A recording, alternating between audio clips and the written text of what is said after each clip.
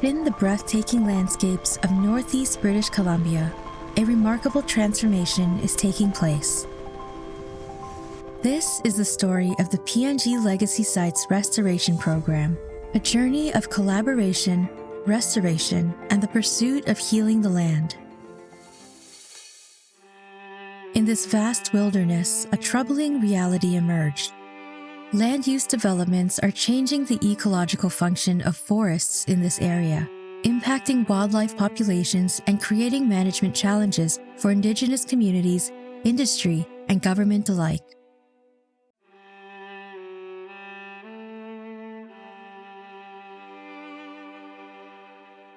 So there's multiple effects of seismic lines, and the main issue being is the open access and ease for predators to move around and hunt more efficiently. And with that, we're seeing an increase of predation on caribou, which is leading to a decline in caribou populations.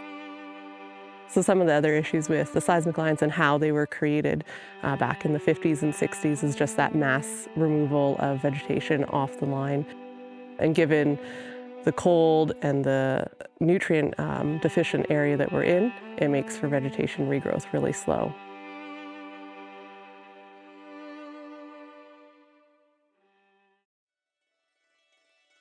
Amidst this challenge, collaboration to meet the shared goal of healing the land was recognized as essential. The province of British Columbia and the oil and gas sector formed a partnership to address legacy petroleum and natural gas disturbance impacts. This shared commitment led to a Memorandum of Understanding, an agreement that would begin to shape the future of PNG legacy site restoration efforts. The Memorandum of Understanding provided the necessary funding and framework to gain a better understanding of the collaborative and appropriate restoration techniques and resources required to restore the land. All of this was achieved through the meaningful participation of Northeast BC's Treaty 8 First Nations. This agreement and collaboration laid the foundation for the PNG Legacy Sites Restoration Program. Launched in the spring of 2020, the program brought together government, industry, and local Indigenous communities through the common objective of land restoration. In the summer of 2021, the committee released 2 requests for proposals seeking eligible projects for funding under the PNG Restoration MOU. I'm just very happy that government is listening to the nations in the point of putting a focus on all these projects to be able to reclaim the land back to the way that it used to be. The reason the money is important is because when you are operating on a landscape and you're extracting resources, you do need to put it back. Otherwise, we don't have a sustainable resource. As a result, 9 innovative projects were selected for funding under the Legacy Sites Restoration Program.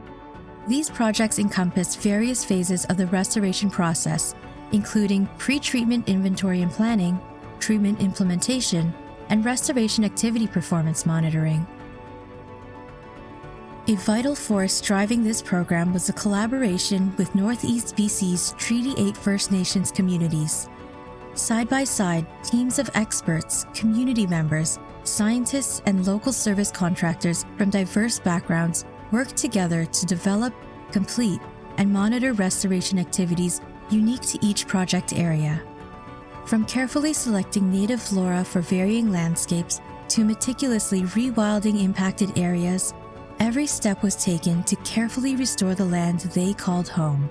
As a First Nations person, the work I do is important at a ski reclamation because it's representative of our community, our values, and our traditions. I think being able to lead as a manager and see projects through and work with industry hand in hand and what that means for Indigenous inclusion is really important to have a voice and representation back to our nation as a whole. Traditional ecological knowledge, I believe, has been passed on. Obviously, we've lost a lot, but what we've retained is critically important. So we know that there could be a burial site there. There could be important medicines we've been harvesting. And if you know that, you'll know that we have to plant that back. We can contact Twin Sisters and be like, do you have a list of these plants pertaining to what we've described and what we've gathered from the membership and shared with ASCII?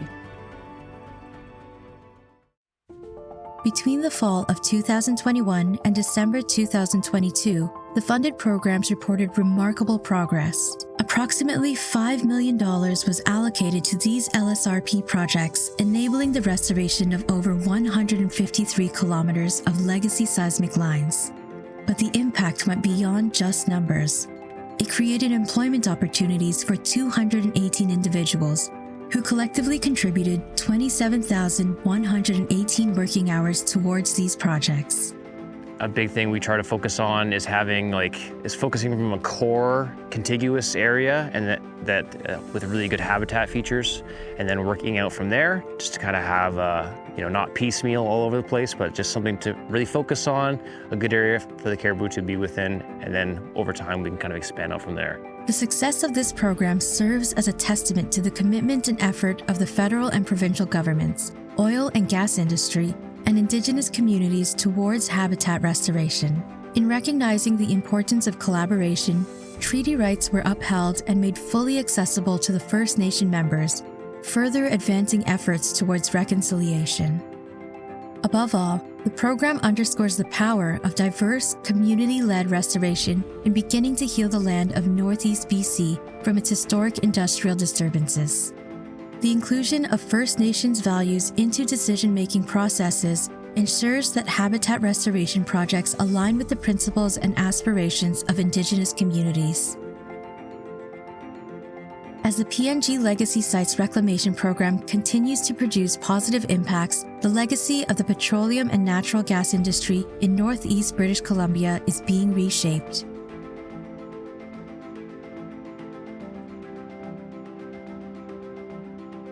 The program is an example of the importance of collaboration and a unifying desire for ecological restoration so the land can heal and thrive once again.